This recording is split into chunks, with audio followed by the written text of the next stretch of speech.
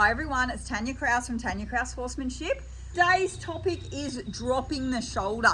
And I really love this topic. It usually comes up at least once during my clinics.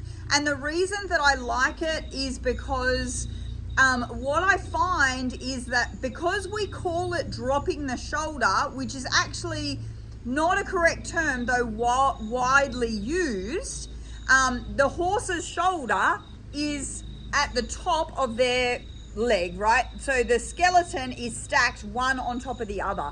So the shoulder itself can't separate and drop off to the midline. You can see here, if I've got my arm or my leg nice and straight, if I drop the shoulder, you can see here that my leg is now on an angle. So what I see a lot of is that we call it dropping the shoulder, and then what everyone tries to do is actually fix it by addressing the shoulder. So if we're riding, we'll see people smacking the horse on the shoulder with a crop, or even putting their leg forward and trying to kick the shoulder over or something like that.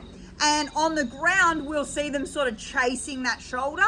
And what we have to do is try and go deeper and understand what is actually causing that overbalance of that shoulder. So oftentimes it might be a counter flex, which will cause the shoulder to pop, which is actually coming from the rib cage. So as soon as I fix my ribs and take them to the other side, my shoulder can take care of itself. Sometimes it's a foot placement. If my horse is weak through the thoracic sling, that you'll notice a lot of horses plat when they're walking, which means that they cross their front legs.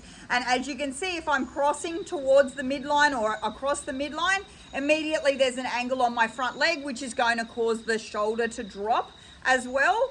And sometimes it's a lack of hindquarter use or hindquarter engagement, which is the hindquarter helping to propel the horse forward and elevate through that thoracic sling. So usually it's a lack of balance, and usually it's caused by somewhere else in the body being out or not doing its job properly, as opposed to it being an actual shoulder issue.